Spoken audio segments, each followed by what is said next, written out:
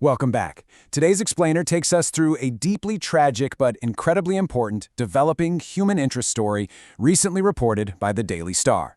We're going to be unpacking the heartbreaking details surrounding the killings of two brilliant PhD students, Limon and Bristy, down in Tampa, Florida. Now, the subject matter here is undeniably heavy, but our goal today is to really structure the facts, walk through the timeline, and take a close look at how a community responds when the absolute unthinkable happens. We're relying strictly on the documented reports here to give you a clear, objective understanding of exactly where this case stands today. So let's just dive right in. 8,000 miles. That is the immense journey these two international students took from their home country of Bangladesh all the way to Tampa, Florida. I mean, think about what it actually takes to make that kind of leap. It requires so much ambition, courage, and just an incredible amount of hope for the future. Leaving your entire support system behind to travel across the globe for higher education, that's a profound commitment. This isn't just a distance we're talking about, it represents the massive leap of faith Limon and Bristy took in search of a brighter academic future. And honestly, it's absolutely crucial context we need to keep in mind as we explore what happened next. All right, moving to Section 1, the promise and the disappearance.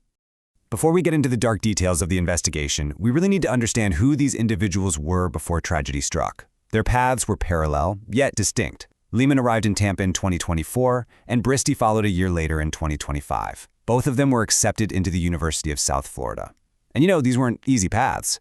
Limon was dedicating his life to geography, environmental science, and policy, while Bristy was deep into the highly rigorous world of chemical engineering. These are doctoral students, right?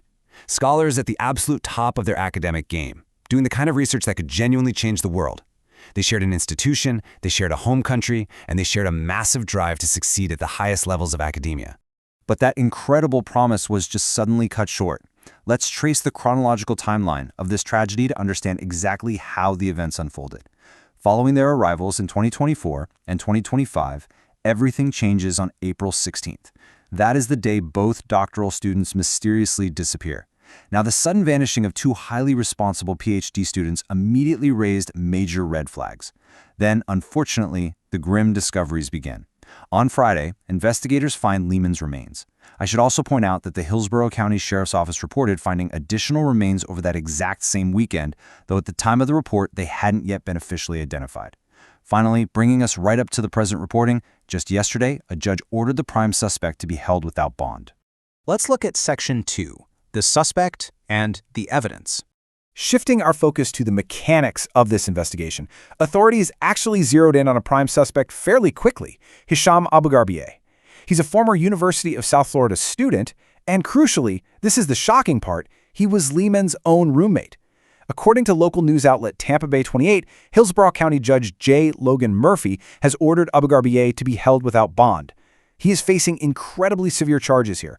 2 counts of first-degree murder with a weapon, alongside several other charges. The judge also explicitly ordered him to have absolutely zero contact with any witnesses or relatives. The proximity of the suspect to the victims, the fact that they were living under the exact same roof, is just a deeply disturbing element of this entire case. The physical evidence uncovered by investigators really paints a chilling picture. First up, investigators spoke with the third roommate. This roommate actually reported seeing Abugharbieh using a cart to dispose of evidence, which allegedly included Limon's bloodstained belongings. Next, when detectives actually searched the residence, they found traces of blood right inside the suspect's own bedroom. And perhaps most connecting of all, detectives discovered Bristy's ID cards hidden inside Limon's room. So, step by step, piece by piece, law enforcement used these physical clues to build their case directly against the roommate. Now, what's really interesting and frankly horrifying is the digital footprint left behind. Court records reveal that days before Limon and Bristy vanished, the suspect actually asked the artificial intelligence program ChatGPT about disposing of a human body. I mean, just let that sink in for a second. In our modern era, an investigative trail isn't just physical bloodstains or hidden IDs anymore, it's the search history and AI prompts of the accused. This specific detail speaks absolute volumes about the alleged premeditation involved in these killings. It shows a chilling level of calculation occurring right inside the apartment before the crime even happened. Moving on to Section 3, the aftermath and the community. So, we've looked at the cold facts, but the true heart of this explainer is the human element. It's about how a community reacts when something this devastating happens. When the court held its status hearing for the suspect, the courtroom was totally packed. But it wasn't Limon and Bristy's biological families sitting in those benches, right? Their families were still 8,000 miles away in Bangladesh. Instead, it was their friends and classmates who stepped right up to represent them. Take a look at this incredibly powerful quote from Abir al-Hasib Shorav, a friend who was present at the hearing. What you need to understand is that we Bangladeshi people live as a family here. When you leave your home country, your peers literally become your surrogate family. They celebrate with you, they study with you, and in this tragic instance, they pack a courtroom to demand justice for you. The violation of that chosen family sanctuary is just profound. This quote from another friend, Rafatul Islam, perfectly captures the sheer horror of the situation. He said, "It is not acceptable. We are shocked that the place that should be our safe place, our home, our own rooms, our own kitchens, they were murdered there. I don't know what to say. There are no words for that." And the contrast there is absolutely devastating.